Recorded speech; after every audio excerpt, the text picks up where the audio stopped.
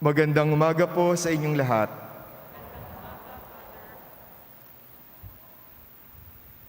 Natutulog ba ang Diyos? Alam naman natin na ito ay title ng isang kantang pinasikat ni Gary Valenciano. Nagpapayag ito ng isang bagay na marahil ay naharap o naramdaman na nating lahat sa iba't ibang yugto ng buhay natin.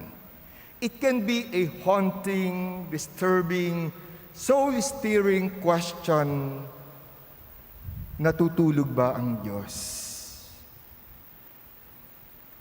Isinasalarawan sa Ebanghelyo ngayon si Jesus na natutulog. Natunghayan natin ang isang pamilyar na kwento. Isang gabi, habang nasa bangka si Jesus at ang kanyang mga alagad, dumating ang isang unos, humangin ng malakas, sumalpok ang malalaking alon sa kanilang bangka, napuno na ito ng tubig at halos lumubog na ito. In the midst of all this turmoil, chaos, pandemonium, sabi sa Ebanghelyo, Jesus was in the stern, asleep on a cushion. Si Jesus, mahimbing na natutulog.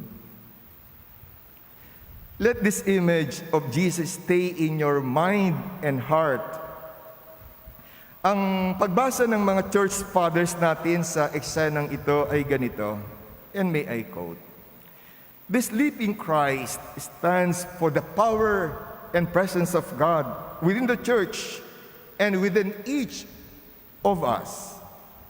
There is always a source of peace and serenity even in the midst of the greatest storms." Pagnilayan po natin ang commentary and reflection ito para mas maunawaan natin ang ebanghelyo natin ngayon. Ilagay po natin ang mensaheng ito sa konteksto ng iba't ibang unos, bagyo na marahil ay pinagdaraanan natin ngayon. Siyempre, unang-una na ang pandemyang ito na patuloy na nagbabanta at naglalagay sa panganib sa buhay at kabuhayan natin. Kasama rito ang mga krisis na ibinunga at marahil ay ibubunga pa ng pandemyang ito sa halos lahat ng aspeto at bahagi ng buhay natin. The disruptions and disorders from the lockdown, the closing downs of businesses and livelihoods, the increasing number of unemployment and underemployment, the growing problem of extreme dehumanizing poverty and hunger, the failures and dysfunction of this ineffective government. Kabilang din sa mga unos ang financial problem, marital problem, crisis in the family, broken relationship, terminal illness, depression, mental health problem, loss, and death. Kabilang ito sa iba't ibang unos at bagyo na marahil ay pinagdaraanan ng bawat isa sa inyo. Isipin mong nasa ganito kang kalagayan at dumaraan ka sa ganitong matitinding unos. Bagaman alam mo na kasama mo siya, pero tila natutulog ang Panginoon. Lubhang nakabibingi ang katahimikan niya. Halos hindi mo maramdaman ang presensya niya. Sabi ng mga alagad habang ginigising nila si Jesus, "Teacher, do you not care that we are perishing? Hindi mo ba alintana, lulubog na tayo?"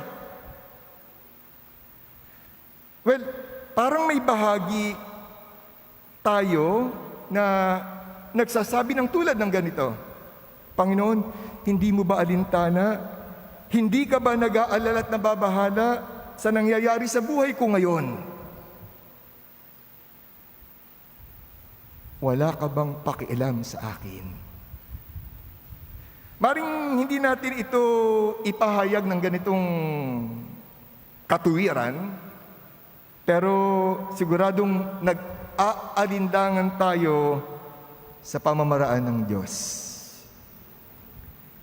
The fact is, every time we worried, or we get worried and anxious, we actually doubt God's care, concern, love for us. Mga kapatid, hindi nangako ang Panginoon na ilalayo o iaadya tayo sa unos ng buhay. Subalit, nangako siya na sasamahan tayo sa gitna nito. At dahil nga kasama natin ang Panginoong Hesus sa paglalayag natin sa karagatan ng buhay, mahalagang mabatid at mapanghawakan natin na siya ang kapayapaan, kapanatagan, katiwasayan natin. Jesus is our peace in the midst of storms. Jesus is our peace despite the storm. Ginagamit at patuloy na gagamitin ng Panginoon ang kapangyarihan niya para lumikha ng kabutihan mula sa mga unos na ito. It is said, storms in life are not meant to break us, but to bend us towards God. Sabi rin po, sometimes the Lord calms the storms. Sometimes He lets the storm rage and calms His child. Mga kapatid, kailangan nating marinig ang Panginoon na nagsasabi sa bawat isa sa atin. When you ask for my help, I will answer your prayer. When you are fearful, I will give you faith to trust me, peace of mind, and courage to go on. When you are weak and weary, lean on me, and I will give you strength like you have never known. When your heart is broken, I will mend it. I cannot keep you from all hardship and sorrows, but I can make the troubles of life bearable and bring about good in the end. I can help your spirit rise above the storms. The present storm will pass. In the meantime, let me keep you through the storm. Let us end with a prayer. And together we pray. Lord Jesus, I invite you into my life and into the storm that terrifies me.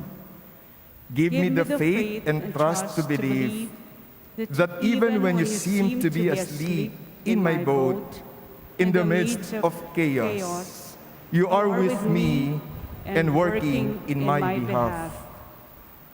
I know you can do all things, so I humbly beg for your peace.